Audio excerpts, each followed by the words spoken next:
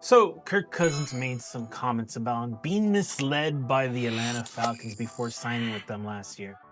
Look, Kirk can say whatever the fudge he wants. We live in a beautiful country where you can say whatever the heck you want without being punished.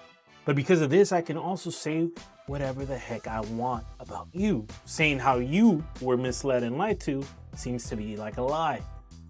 Look, Kirk felt so disappointed and misled by the Atlanta Falcons management, who's led by their general manager, Terry Fontenot, and their new head coach at the time, last year, Raheem Morris.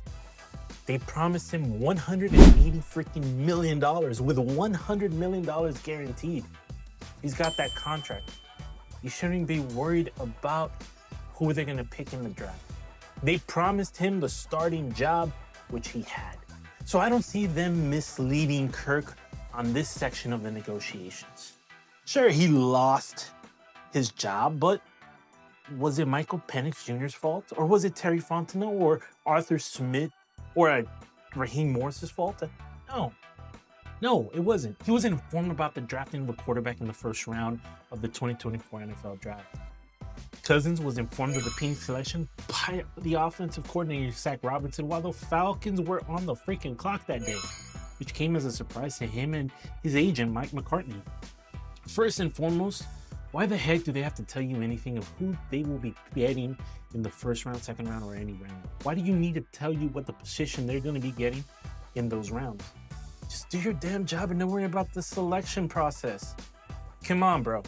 When did you exactly think that the Falcons were going to pick you back up quarterback or your replacement quarterback after you retire? No, you wanted it to be done in the third or fourth year of the contract. That's what you wanted.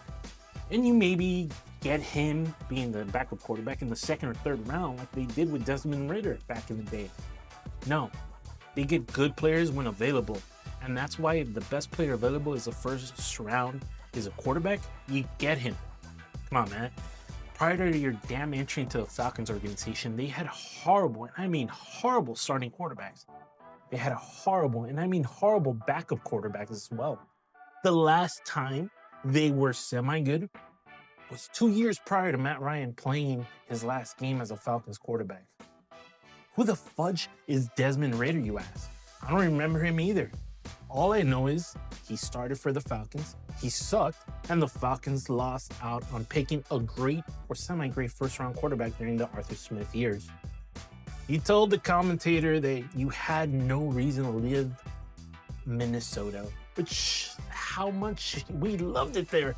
If both teams are going to be drafting a quarterback high, oh my God, brother, I love your work when healthy.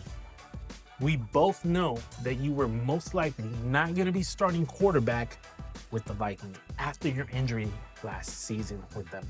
The only two reasons you came to Atlanta was for the money and because your wife is from Atlanta. She's got family in Atlanta. I would have rather lived near my family and where it's sunny than near Canada in Minnesota, where it's snowing and it's cold on a constant basis. No offense, my Minnesotans. I really do not want to offend you. But here is my final take. Kirk, you were perfect, and I do mean perfect the first 6 games of your Falcons career. Yeah, you lost against the Steelers in the first game, but you won against the champions, the Super Bowl contending champions, the Philadelphia Eagles. Let's be sincere, brother. You and I know the only reason you're complaining right now is because you were injured towards the end of the season. You were messing up the team. The Falcons team was messing up because of you. The team's record and you had to overcome it, but you couldn't. You didn't tell us you were injured publicly. What the heck were you supposed to think? What the heck were we supposed to think? You almost lost against the Las Vegas Raiders and our former 20-round pick quarterback, Desmond Ridder. Yeah, I remember him. We almost lost the game because of you, Kirk. Come on, man, stop complaining. You and I know, and everybody knows, that there was going to be a point during your 4-year contract that the Falcons organization was going to be their future starting quarterback pick. And they were going to be waiting to replace you when you get injured, which had happened. When you retire and move on from your Falcons, you're in your late 30s. You're not a young slinger anymore. You can't handle injuries and you can't recover faster than when you did when you were younger. Don't lie. You came for the money. You were pissed they got your replacement so soon, and you know they were coming from a damn injury in Minnesota, in which the damn team needed to get insurance and cover their butts by getting 2 good quarterbacks, one in the offseason and one during the draft. You would have done the same thing if you were the football general manager, worried about obtaining and having a good quarterback or a great quarterback, as well as having a great backup. Stop complaining and move on. Just take the cut and go to another team if it's about winning a Super Bowl. Ladies and gentlemen, that's my take. Am I wrong? Let me know in the comments area. Don't forget to like, share, subscribe, and follow. We'll see you in the next one.